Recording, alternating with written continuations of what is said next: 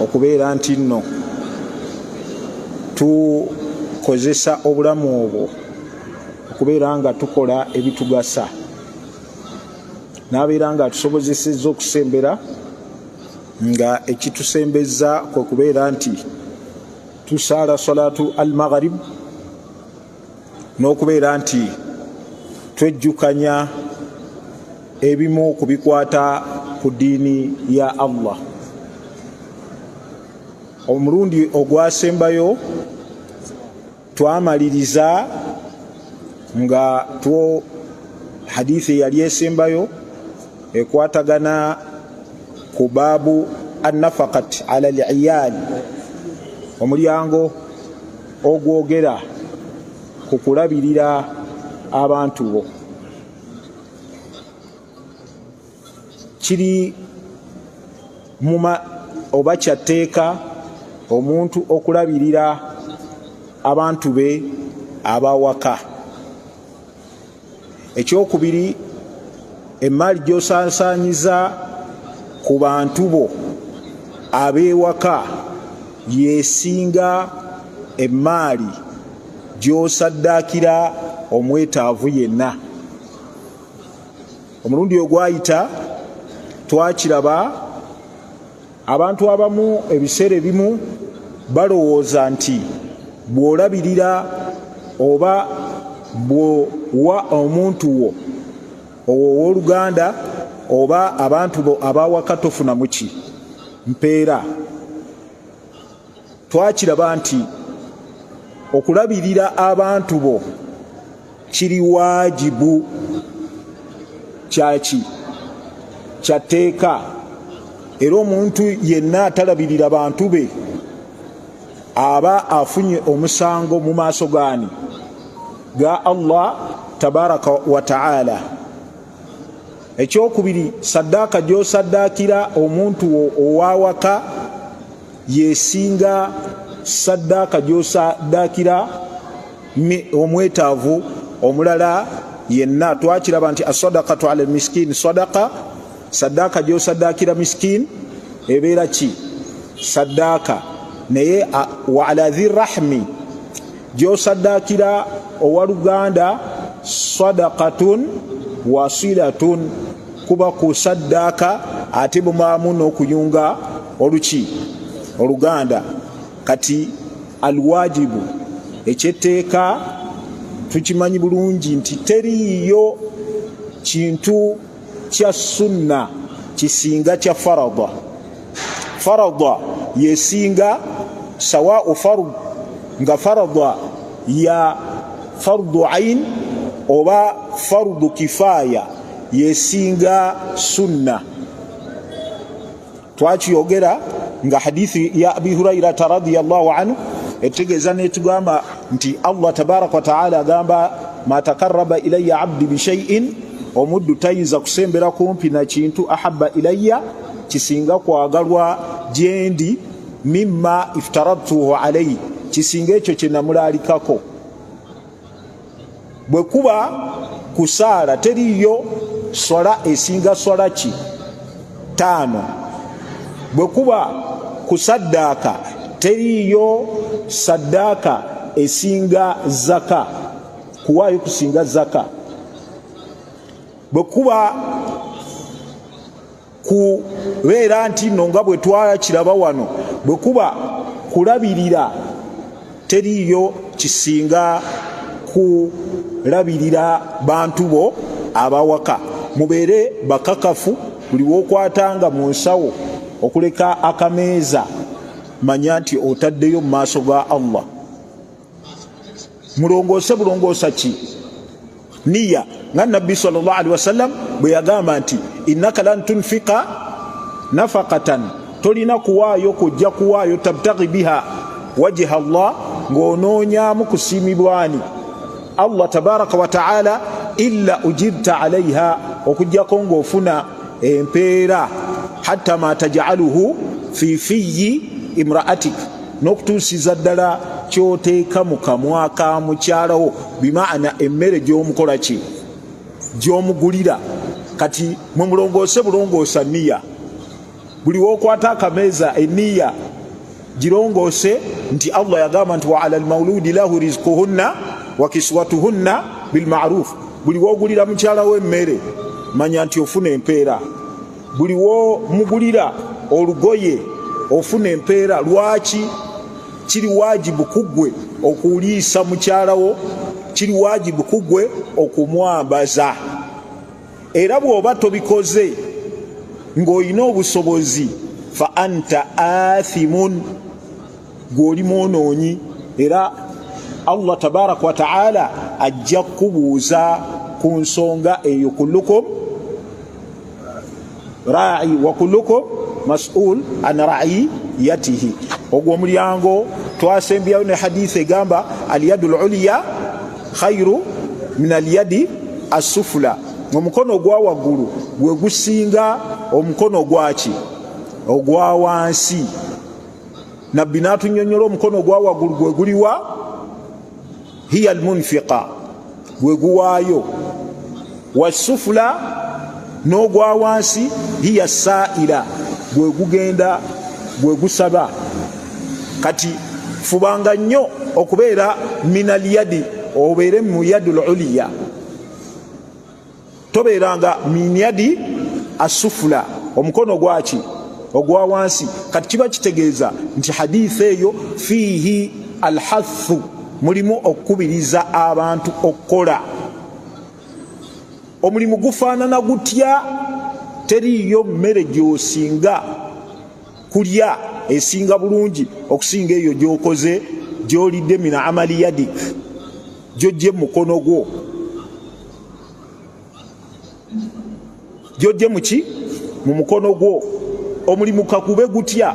Gw'oli wa bbeeyi nnyo mu maaso gaani ga Allah okusinga omuntu asaba.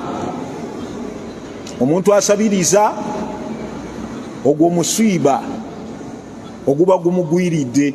Era buli wosabanga manya nti kino kyoggulawo.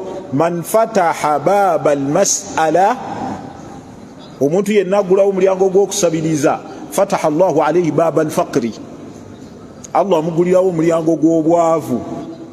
Teri yasaba nawanga langa asaba okujjako nga gugenda kufuuka mulimu. Buli wosaba n'otandika ekyemisana kyange kiri mu nsawo yo, ngoba mu kibuga transport oyina wano sente emitwalo 10, ate oyagala kutwala sente zaki z'abantu balala. Man sa'ala nasa takathuran, omuntu yenna asaba nga ayagala kuyinjiwaza, gwe zizo toyagala zikola ki? Oyagala z'abalala. Omuntu tuuka okusaba ng'olina obwetaavu obwaki obw'amaanyi, naye ogenda makindi ewali. Yita omwo bw'otyo mu nkere ogwe wali ku mubaraka okukakana ng'oli ku madirisa, ojja kusigaza ekitiibwa kyo. Otuuka okusaba ng'osaba bino byonna ginemize, simanyi ompaayo eya soda, mpaayo eyo si mpisa ya Busiraamu n'akatono. Empisa y'Obusiraamu, Musiraamu kukola bi'amali yadi.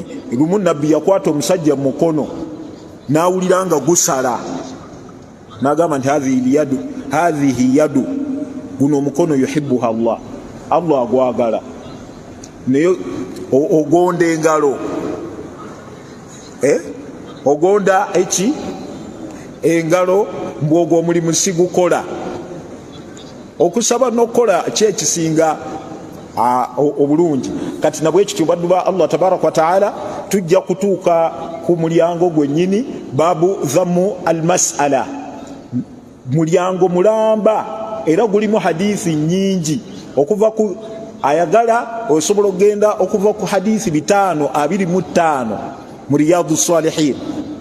Babu dhammu almas'ala, omulyango ogwogera kukola ki? Kukuvumirira okukola ki?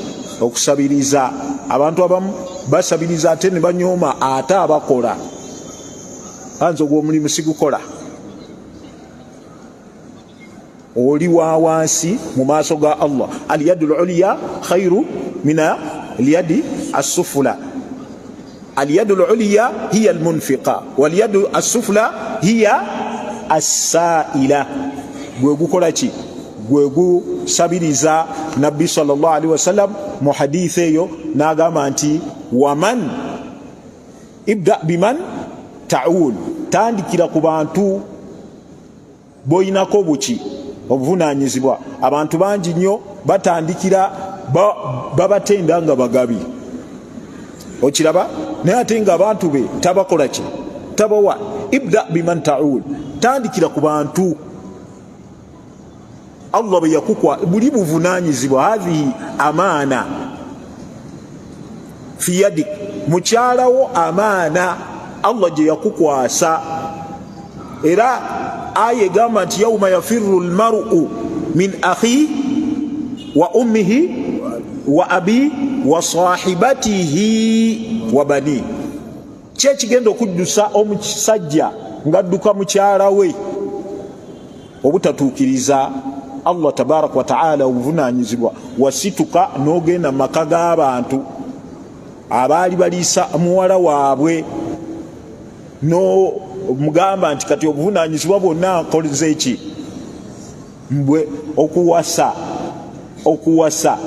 amaana, oba weetisse obuki obuvunanyizibwa. Nabwe kityo ezo hadithi tuzikolereko, tufube n'okubeera nga tuteeka mu nkola ebyo bye zitegeeza.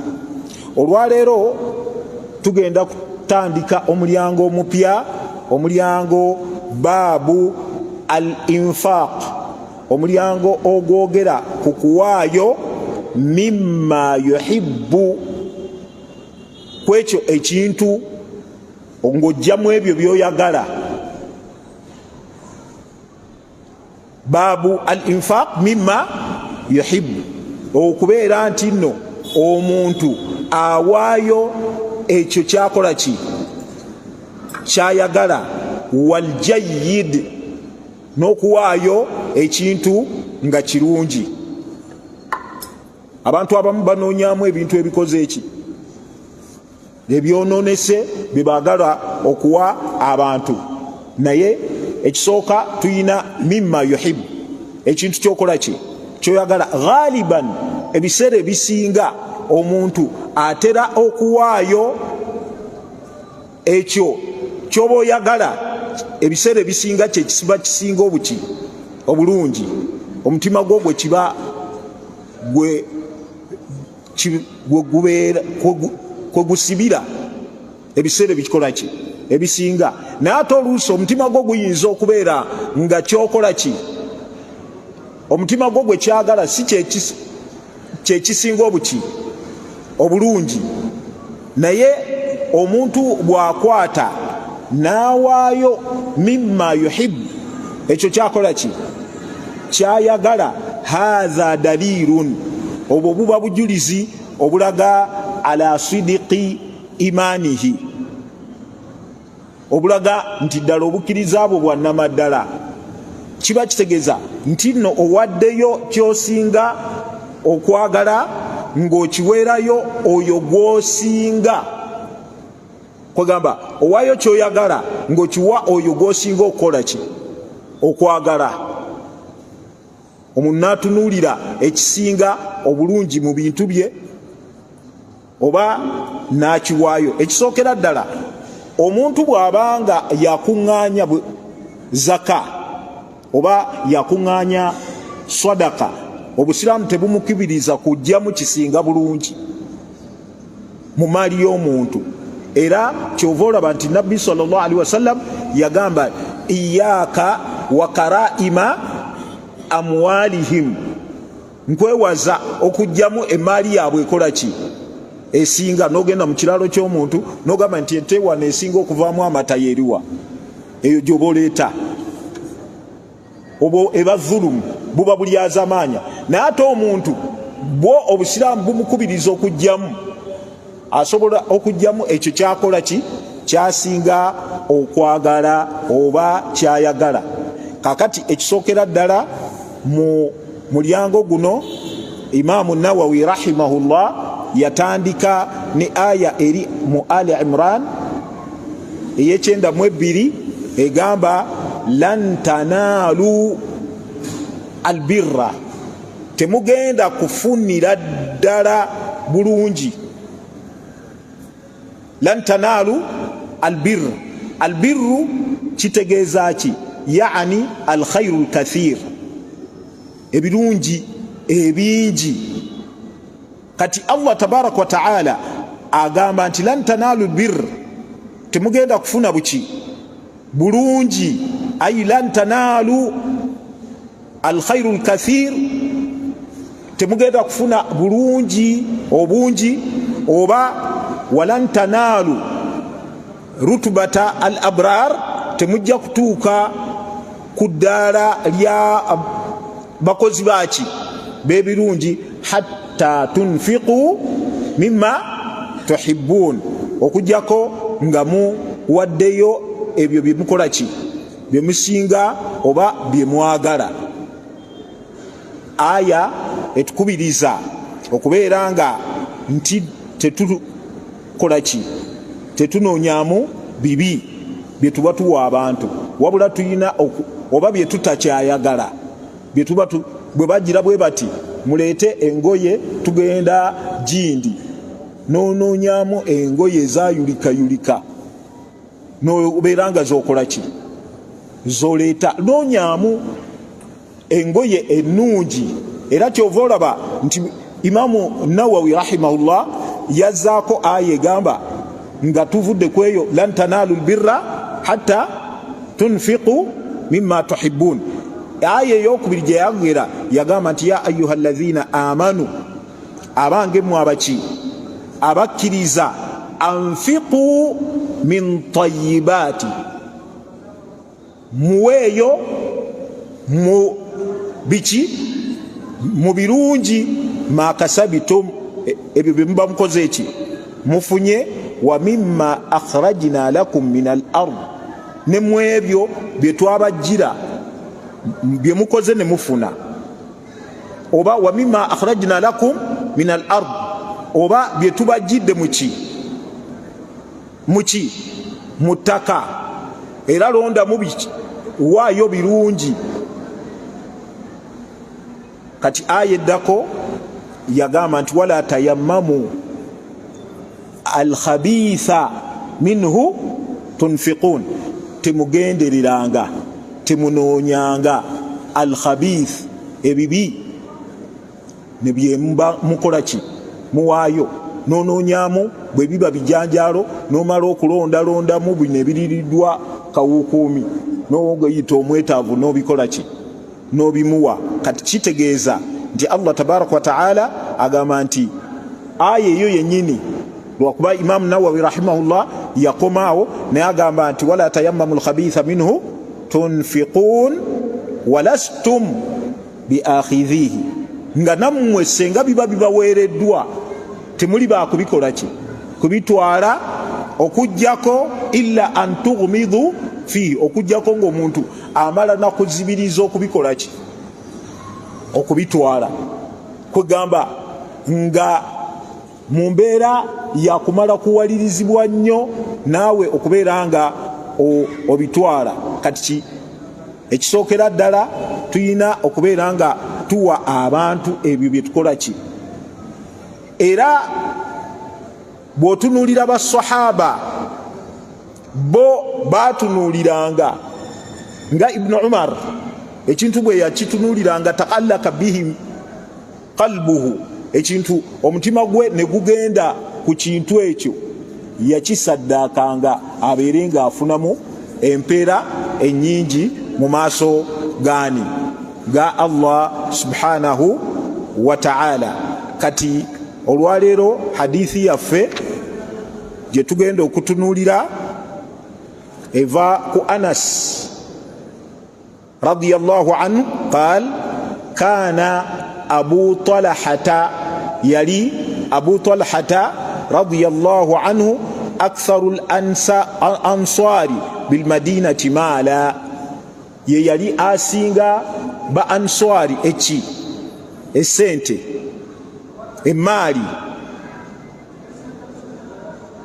min nakhlin nga azijja muki mu ntende wa kana ahabbu amwalihi nemaali ye eyali esinga okwagalwa gyali ahabbu maalihi ilai emaali ye eyali esingwa okwagalwa gyali bayruha yenimiro ye eyali eyitibwa bayruha enimiro eyo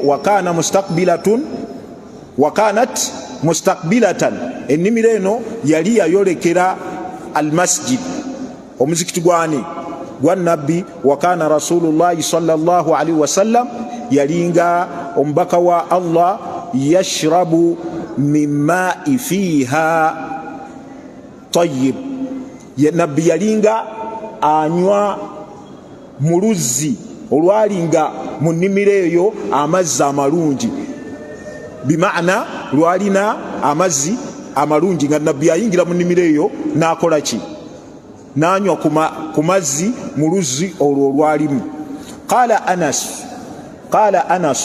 anas agamba falamma nazalat hadhihi al-ayatu ino aya bwe yakka lan tanalu albirra temugenda kufuna bulungi oba temugenda kutuuka ku ddaala ly'abakozi baki ba bulungi hatta tunfiqu mimma tuhibbun okutuusa nga muwaddeyo mu ebyo bye mukola ki bye mwagala qama abu talhata yastukwa abu talhata nagenda ila rasulillahi sallallahu alaihi wasallam nagenda eri omubaka wa Allah faqala namugamba ya rasulallahi owange gumbaka wa Allah inna allaha ta'ala anzala alayka mazima Allah tabarak wa ta'ala akusizaako lan tanalu albirra hatta tunfiqu mimma tuhibbun aye kuseeko nti temugenda kufuna bulungi temugenda kutuuka ku ddaala lyabo bakozi ba bulungi okujjako nga muwaddeyo mu ebyo bye mukola ki bye mwagala Abu Talha nagamba nti wa inna ahabba mali ilayya nemaali esinga okwagalwa nemaali yange esinga okwagalwa gyendi bayruha yenimiro ki eyitibwa bayruha mukiraba lino linnya lya nimiro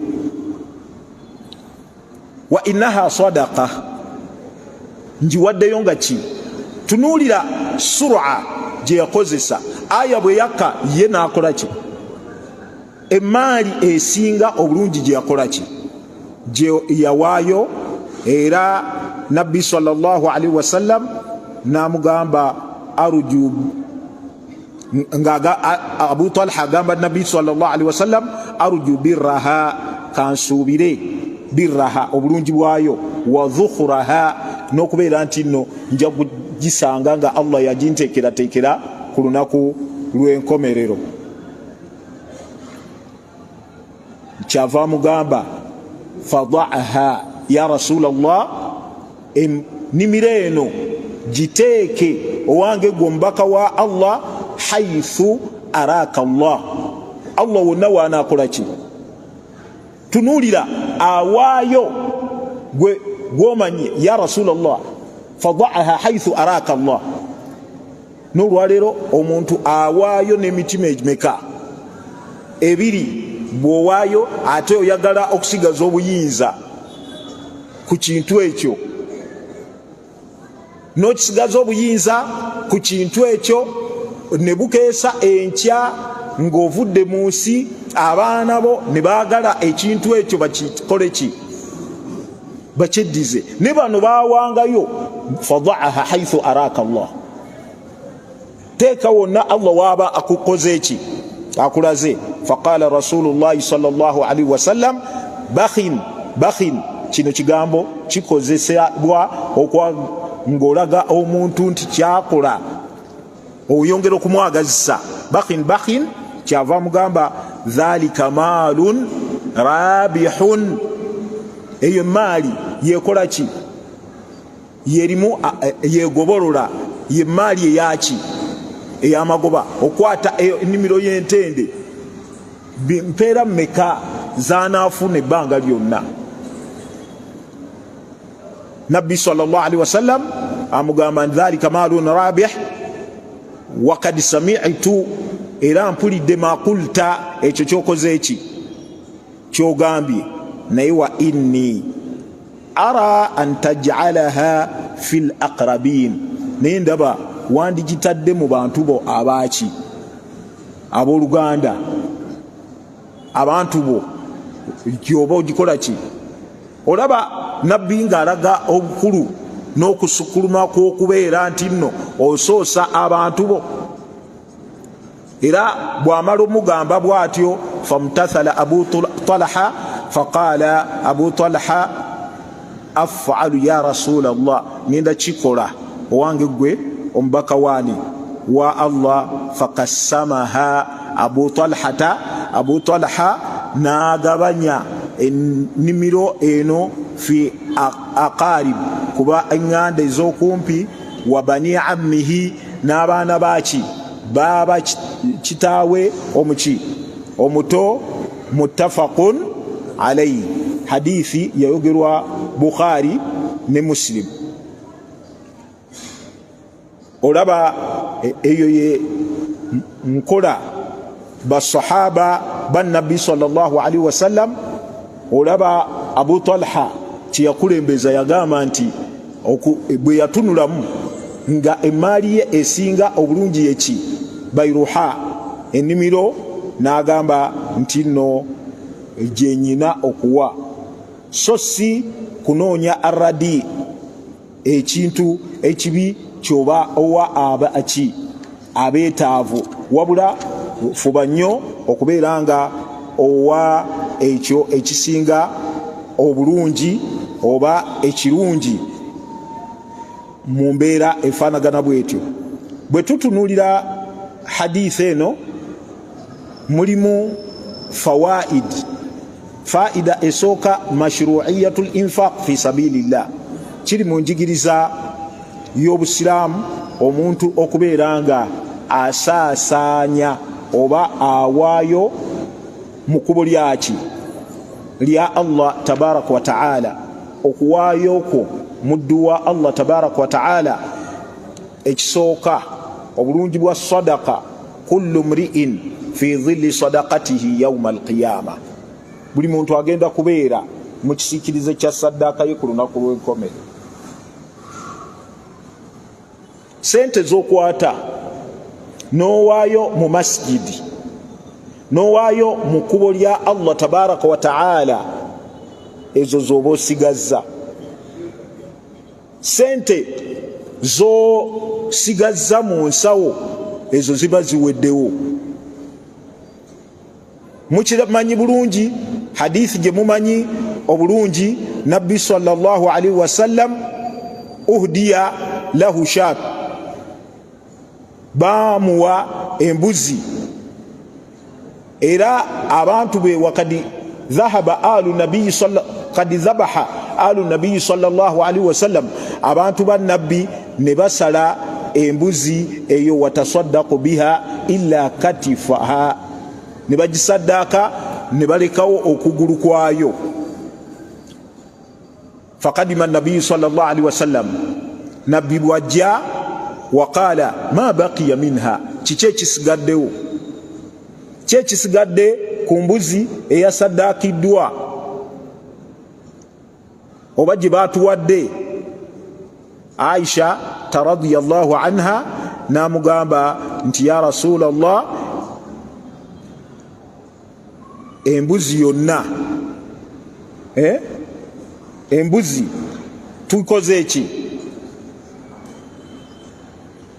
tugisaddaase illa okujja embuzi yonna esiga, embuzi yonna tugisaddaase eweddewo okujjako illa katifuha, okujjako okugulu kwaki kwayo. Nabbi sallallahu alaihi wasallam kyava agamba nti nno embuzi yonna esigaddewo okujjakiddwa oba gye batuwadde. Aisha radhiyallahu anha namugamba nti ya Rasulallah, embuzi yonna embuzi tukoze eki?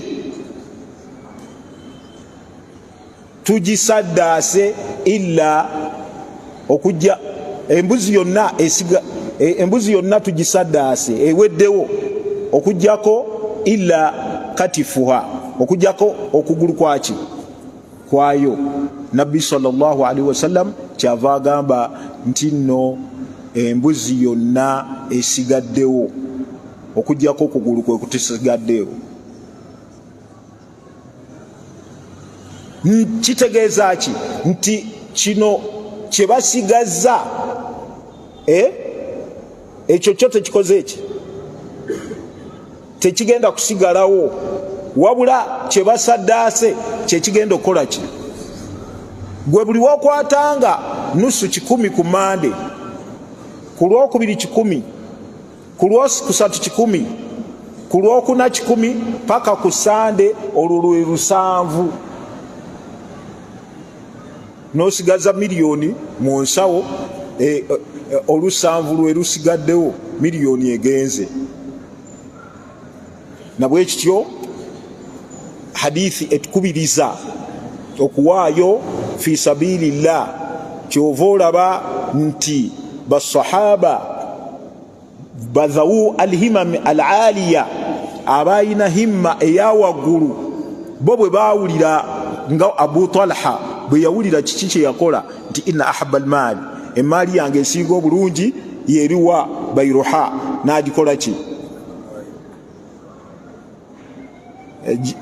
N'agikola ki? Kati kiba kitegeeza nti annama qaddamuhu, ekyo kyonna kyoba okulembeza n'okiwaayo, huwa albaqi wa amma kyekyakusigalawo, wa amma ma abqawuhu huwa alfani, ekintu kyosigazzaawo kyekiba kisaanyeewo. Kyosigazzaawo kiba kikoze eki? Ekyosigazza imma anta tarikuha, ojja kireka, ojja kireka, oba okubeera nga kijja kuggwako. Kati buli wowangayo mu kkubo lya Allah tabaraka wa ta'ala, abshir, kola ki? Sanyuka nti ekyo kikoze eki, kisigaddewo, era egenda kuba dhilluka, ekisiikirize ekyo ku lunaku lw'enkomerero, olunaku lwatagenda kubeera kisiikirize. Abantu nga batuuyana, naye omuntu eyawaayo mu kkubo lya Allah tabaraka wa ta'ala agenda kubeera fi dhilli sadaqatihi yawma alqiyama. Fubanga nnyo okubeera nti owaayo ekyo ekirungi, so si kyolaba nti tekirina mugaso. Era kyova olaba kye twagambye nti wakana Ibnu Umar idha ajabahu shay'un fi maalihi, Ibnu Umar ekintu bwe kyamusanyusanga mu maali ye, wataallaqat bihi nafsuhu, omutima gwe ne gukigenderako nnyo, tasaddaqa bihi, yakikolanga ki? Yakisaddaakanga li ajiri ayarbahahu, abeere nga akifunamu amagoba mu maaso ga Allah tabaraka wa ta'ala. Ekyo hadithi etukubiriza mulimu mashru'iyatul infaq fi sabilillah. Ekyokubiri, fadlu, obulungi. Mu hadithi mulimu obulungi bwa Abu Talha, ku lw'ensonga nti Abu Talha Nabbi sallallahu alaihi wasallam bwe yagamba nti aye museeko lan tanalu albirra hatta tunfiqu mimma tuhibbun, badara, yayanguwa okuteeka mu nkola eyo yali enkola y'abasahaba. Bwe baba gamba nga ekirungi nga bakola musabaka ila alkhair, tebalindiriza. Ayese egamba kola ki? Abu Talha n'ateeka muki mu nkola. Naffe bukyandibadde omuntu okwanguwa okuteeka mu nkola ebyo byonna Allah byakola ki? Nabbi sallallahu alaihi wasallam yagamba nti man khafa adlaja, omuntu yenna atidde atambula bukyali. Waman adlaja, n'omuntu atambula nga bukyali balagha almanzila, atuuka gyakola ki? Gyalaga. Nabbi n'agamba nti ala inna sil'ata Allahi ghaliya, abaffe ekyetunzi kya Allah kya bbeeyi. Ala inna sil'ata Allahi aljanna, ekyetunzi kya Allah kya ki? Ye jana. Weweeyo bwekuba kuwaayo, waayo ekyo kyoyagala, so sikulondamu ekyo kyotayinza naawe kukkiriza illa ba'da ighmad aynaik, okujjako ng'omaze kuzibiriza maaso n'okikwata.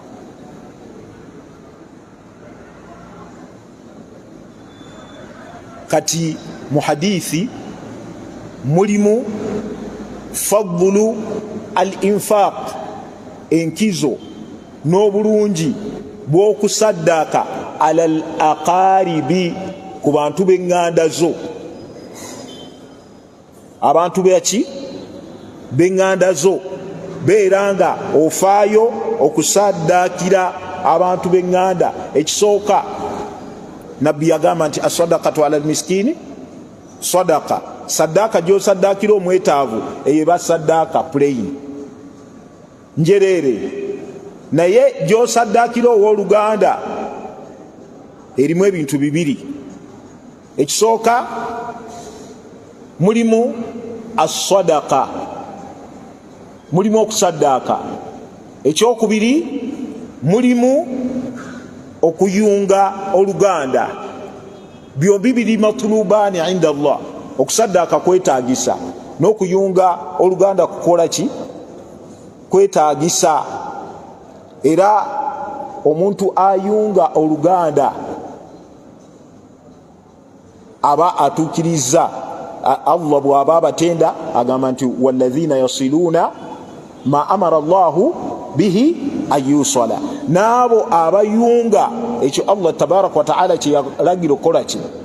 Okuyunga. Lamma khalaqa Allahu al-khalq, Allah bwe yamala okutonda ebitonde, wa faragha minha, n'abimaliriza, ta'allaqati rahma, eki oluganda lwekwata ku arushi ya Allah, ne lugamba nti hadha maqamu al-aidhu bika min al-qati'a, kino kyekifo kyoyo ayeewogoma gy'oli mukutulwa ki? Oluganda. Allah n'alugamba nti ama tardaina, abaffe tokkiriza oba tosiima an asila man wasalaki, mbeere nga nyunga oyo akuyunze, wa aqta'a man qata'aki, era nkutule oyo yenna aba akoze eki? Akutudde. Kiba kitegeeza nti omuntu akutula oluganda tayina alaaqa ne Allah tabaraka wa ta'ala, ekkubo ly'ekkutule. Allah agamba fahal asaitum, oba olyawo mmwe in tawallaitum, bwe munaakuba amabega amateeka gaani ga Allah, an tufsidu fil ard, okubeera nga mujja kwonoona mu nsi. Kyekyaddako wa tukatti'u arhamakum, era mubeere nga mukutula ki? Eŋŋanda zammwe. Ulaika alladhina la'anahumullah, abo Allah be yakolimira. Buli wootunuuliranga nga okutudde oluganda, manya nti ndimu khisla, ekitendo mu bitendo byabo Allah be yakola ki? Ulaika alladhina la'anahumullah fa asammahum, n'abafuula baki? Bakigala. Fa asammahum wa a'ma absarahum, era n'abafuula bamuki? Ay asammahum an sama'il haqq, yabafuula nga tebasobola kuwulira ki? Mazima. Wa a'ma absarahum, era n'afuula amaaso gaabwe nga bamuzibe okulaba amaki? amazima. Buli musiraamu yenna alina ku ŋŋanda ze akakukuuzi longoosa. Kino ekiro kyeyambise okukubira muganda wo gwe wakutuka naye ogambe nti salaamu alaikum, wakiri omukubire. Nabbi sallallahu alaihi wasallam yagamba nti bullu arhamakum walau bisalaam, muyunga ab'eŋŋanda zammwe ne bwe baki salaamu. Shekhe bampisa bubi, nze mbeeyisizaako bulungi, abaffe siibaleka olw'ekyo. Nabbi n'agamba, hadithi egamba etya? Anna rajulan qala ya rasulallah inna li qaraba asiluhum, nze nyina ab'eŋŋanda nyunga wakati wange, wayaqta'unani, ate bo banneekutulako, wa uhsinu ilaihim, nongoosa gye bali, wa yusi'una ilayya, ate bo banneeyisizaako ki bubi, wa ahlumu anhum wa yajhaluna alayya, mbakwata mpola ate wa yajhaluna alayya, ate bo banneeyisizaako oba bankwata bubi. Ansa ki? Omusajja gy'alinda nti naawe bakole ki? Baveeko. Naye Nabbi yagamba nti in kunta kama qulta, musajja gwe bw'obanga olinga bw'ogambye nga bo bakutula. Nabbi yagamba nti ka annama tasifuhumul mal, olinganga addidde olunyata evu eryokya n'olibabatika mu ki. Wala yazalu ma'aka min Allahi dhahirun alayhi, tojja kulekayo kufuna buyambi kuva eri Allah tabaraka wa ta'ala ma dumta ala dhalik, ebbanga lyonomala nga gwoyunga nga bo bakola ki, bakutula. Oluganda lunoonye emujjana. Nabbi agamba nti laisa alwasilu bilmukafi, tali ayunga oluganda nti yo yasasula ekirungi ekimukoleddwa. Wa innama alwasilu huwa alladhi yasilu man qata'ahu, owooluganda ayitibwa ayunga oluganda yoyo ayunga oyo amukoze eki. Kati mufeeyo okwata bw'obanga oyina mu bimu ebiyunga oluganda, kwe kubeeranga bazulu, okubeeranga obakola ki, bw'oba oyina sadaka nga waliwo owooluganda lwo atayina, mukole ki, muwe. Obusiraamu bukubiriza ab'eŋŋanda okuwa ŋŋanda, era kyova olaba zaka teweebwa bantu b'oyinako buvunaanyizibwa. Abantu abamu batera okukibuuza nti nzikirizibwa okuwa owooluganda lwange zaka ye ebbanga lyomala nga owooluganda lwo si gwe omuyinako buki obuvunaanyizibwa. Lwaki? Ku lw'ensonga nti ono gw'oyinako obuvunaanyizibwa ogenda okutuuka okuwa zaka ng'omaze ebyetaago bye. Mukiraba? N'olyoka ojjulukuka n'ogenda ku gwowaki. Ku lw'ensonga nti mu shuruutu za zaka alfadlu an hawaijika al asliya, okubeera nga omazeyo ebyetaago bye byaki ebyobuwaze n'olyoka owaki zaka. Kakati wootuuka okuweera zaka kiba kitegeeza nti abantu b'obakoze eki. Kati tosobola kuddira ate b'olabirira kubawa zaka obanga agyewadde, wabula owooluganda gw'otayina gw'otalabirira oyo omuwaki zaka. Mukiraba? Eyo ye zaka ojja kwesinkana ng'erina kyezza. Olaba okusaddaako okwo tetukirizibwa kuwa muntu yenna atali musiraamu ku zaka. Neba muallafat qulubuhum, mulimu gwe tuyinza okuwa ng'ekigendererwa twagala kukakkanya bubi bwe eri obusiraamu. Musajja abali bubi ye mukulembeze w'ekyalo, temuyina bwekyusizo, n'ogamba nti olunaku lumu ne mukwata emitwalo nga 3 oba 5, ne mugamba nti sebo chairman LC abasiramu bawali bakulutumidde. Ndowooza olaba eddoboozi bwe likyuka abo basiramu bange tebalina mutawaana. Okiraba kakati ow'Oluganda ne bw'abanga mubi atya omusajja bw'ogenza okugira bwoti n'omukola ki n'omusaddakira eddoboozi likyukako. Na bwe kityo mu fadail mu hadithi mu fawaidi eziri mu hadithi eno mulimu fadlu onkizo ya infaqu ala dhi arrahm. Abaki abenganda muwe abenganda zammwe kikkirizibwa okusaddakira ow'Oluganda. Ekyokubiri okusaddakira ow'Oluganda ofunamu ebintu bimeka? Ekisooka asadaqatu ala miskin sadaqa wa ala dhi rahmi sadaqatun wasila. Kubamu okuyunga mubamu okusaddaka n'okuyunga ki Oluganda. Na bwe kityo olwaliro eno ebadde hadithi yaffe egamba eva ku Anas bin Maliki radiyallahu anhu qala kana Abu Talha radiyallahu anhu yali Abu Talha aktharul ansari bil Madina mala, ye yali asinga abantu b'e Madina emaali min nakhlin ng'azijja muki mu ntende. Wa kana ahabbu amwalihi ilayhi bayruha, emaali ye eyali esinga okwagalwa gyali yennimiro bayruha. Wa kanat mustakbilata almasjid, ennimiro eno yali eyolekedde omuki omuzikiti. Wa kana Rasulullahi sallallahu alaihi wasallam, yalinga omubaka wa Allah yadkhuluha wa yashrabu min ma'i fiha tayyib, nabbi yayingirangamu anywe ku mazzi g'ennimiro eyo amaki amalungi. Qala Anasun, agamba Anas, falamma nazalat hadhihi al-ayatu, eno aya bwe yakka lan tanalu albirra, temugenda kufuna bulungi oba temugenda kutuuka ku ddala lyakola bulungi hatta tunfiqu mimma tuhibbun, okujjako nga muwaddeyo ebyo bye mwagala.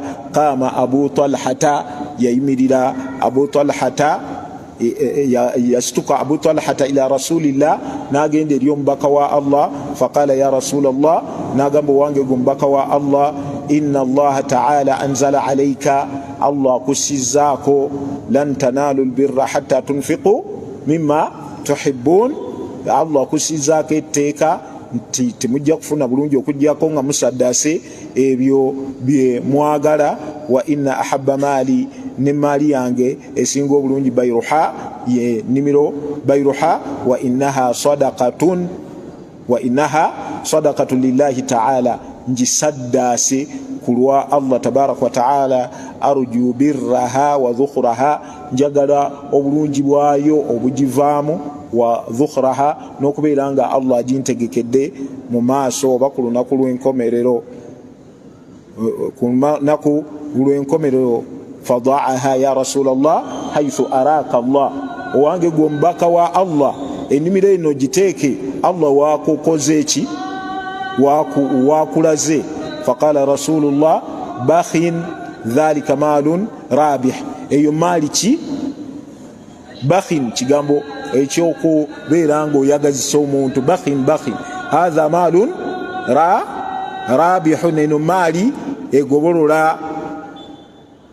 Wakad sami'tuka, nabbi agamba nti wakad sami'tu ma qulta, pulidde ekyo kyogamba. Wa inni ara an taj'alaha fil aqrabin, ndaba nga wandikitadde mu benganda zo oba abantu ab'okumpi gyokola ki gyoli. Faqala Abu Talha af'alu ya rasulallah, ngenda kikola wange gwe ki. Tunulira basahaba, nabbi balinga bwolaba omufu bwabeera mu mikono gyaki gyamunaaza, gyamuzza, gyakola ki, tebaddangawo. Naye nga nze mbadde ndaba bakusomera etteeka ne bakusomera hadithi ya nabbi, n'ogamba nti naye gwe sheek olaba ekyo kijja ekyo, kwegamba naawe mbwoteekamu amagezi. Tuyina okubeera ku nususu za Allah tabaraka wa ta'ala ne nusu hadithi za nabbi, nga tulinganga bwolaba omufu bwabeera mu mikono gyaki gyaba munaaza, okyukakyuka nazo. tewaliiwo kigambo kyoyinza kuleetako magezi naye okusinziira ku mbeera nga bweri Allah yalabadde embeera nga bweneeba eyateeka amateeka yoyo eyalaba embeera nga bweneekola ki togiwaako magezi Allah agambye zaka bano be balina ogifuna okiraba n'ateekako ne innama sadaqatu innama tufidu lhasru walqasr komeka wansi Allah n'alaga nti alimun hakim akikoze nga ye mumanyi akola ki asembayo hakimun nanyini kuteeka kintu buli we kirina okola ki okubeera gwe n'ogamba nti zaka tulaba senga tugizimbyemu essomero zaka tezimba masomero emiteeko 8 guli Allah gwe yakola ki gwe yayogera weeyina okukola ki mbadde tulaba senga tukola bwe tuti bino ebintu tebabiwaako magezi teriyo teeka lya Allah lyoyina kuwaako magezi kubanga Allah yakusinga okumanya okusinga gwe kyeweemanyi yasinga okumanya ekirungi gyoli okusinga gwe kyokola ki ye yakutonda yamanyi ragabatik n'ebirimu byoyagala era yamanyi n'ebirimu emigaso okusinga gwe gwogikola ki ene ddiini si yakubaganyako birowoozo gwe bwowuliranga nasu yonna hadithi ya nabbi sallallahu alaihi wasallam oba aya yonna ala llahi al-amr Allah alagira wa ala rasuli al-balagh ombaka atuusa wa alayna ridha wa taslim fe kitukakatako kusiima na kujemulukira ebyo Allah bye yakola ki oyo ye musiraamu era ya kubanga al-islam huwa al-istislam okujemulukira ani Allah tabaraka wa taala toyina kyewaako magezi kitegerekese kati bo bano basahaba bwe batyo bwe baali ya rasulallah fadaaha haithu araka Allah nabbi namugamba nti ya adaaha ij'alha fi al-aqrabin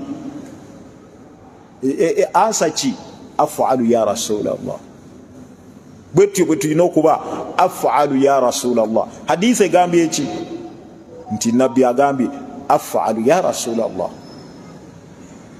mutunulire Safiya nga basi Hamza ewa Uhud yajjadduka alabe kumwanyina sahaba nasituka amuziyize nabbi namugamba nti almar'a omukyala bimaana adirikuha kabla an tushrifa ala almauta mumusinkane nga tanagenda kulaba baki kubafu ajja kutya nnyo ng'alabye ku Hamza mwanyina embeera gyakola ki gyalimu sahaba nayimuka aziiza omukyala sahaba agamba nti wakanat imra'atun jalda yali mukyala nga waki wamaanyi falada matsadir namukuba mu kifuba nga yeeyongerayo sahaba kiki yakola yagamba nti azama alayki rasulullah akuganya ekyo ye mbaka wa Allah omukyala teyaddamu kusitula kigere ng'asobodde okusindika omuntu naye kigambo bugambo nti nabbi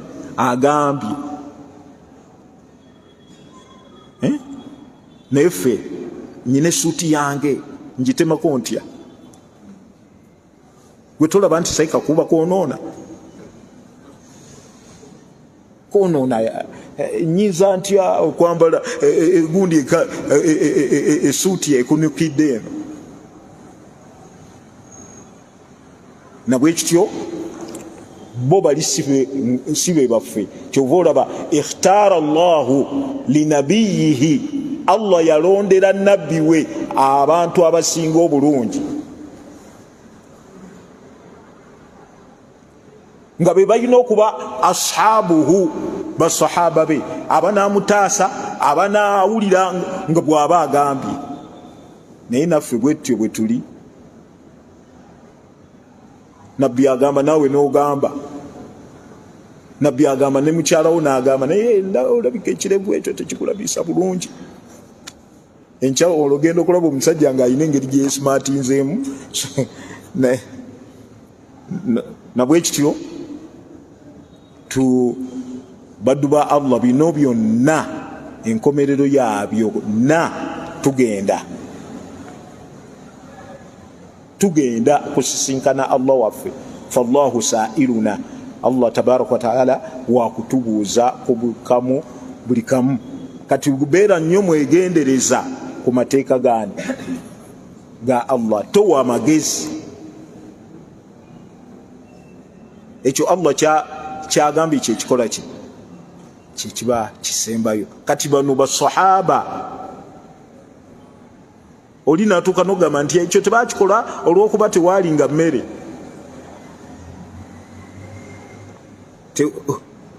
Olaba nabbi yasaddaaka eŋŋamiya nga 100 gogamba nti kino kisenga kyali mu sunna teyandifunye kyakola ki.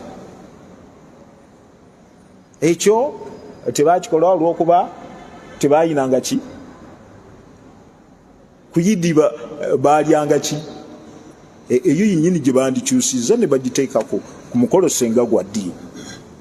Tubeere begendereza ekintu ebiseera ebimu bwe kiba kikulemye tobaako kyoyogera, naye osanga omuntu ng'ajereegerera, nga kyajereegerera ajereegerera sunna za nabbi. Man hazala,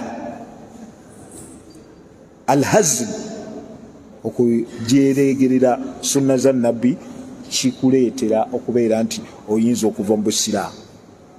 Basahaba baali bagira kunna nakhudhu wa nal'ab, nabbi yabagamba, Allah yabagamba atya la ta'tadhiru kad kafartum ba'da imanikum, temwetonda kad kafartum ba'da imanikum. Kati bo bano basahaba bayanguwanga okuteeka muki mu nkola, naffe twanguwe okuteeka mu nkola. Naam.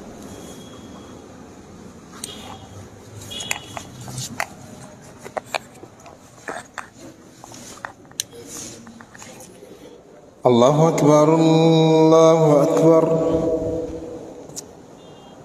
Allahu akbar, Allahu akbar. Ashhadu an la ilaha illallah, ashhadu an la ilaha illallah,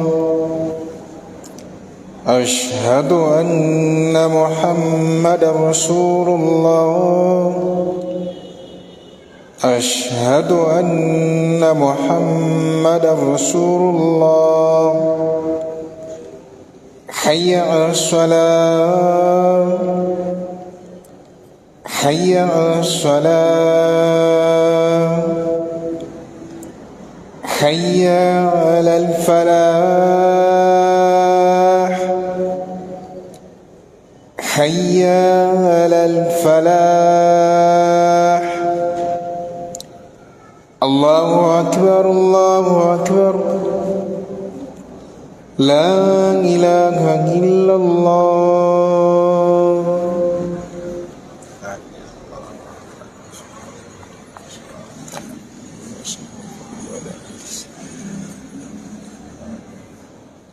Ndowooza leero tetujja kuba na bibuuzo ku mbeera nti akaseera kawo. Ebulayo eddakiika mmeka?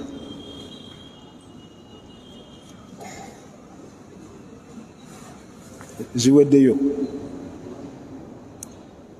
Naam. Subhanaka Allahumma bihamdika ashhadu an la ilaha illa anta astaghfiruka wa atubu ilayk.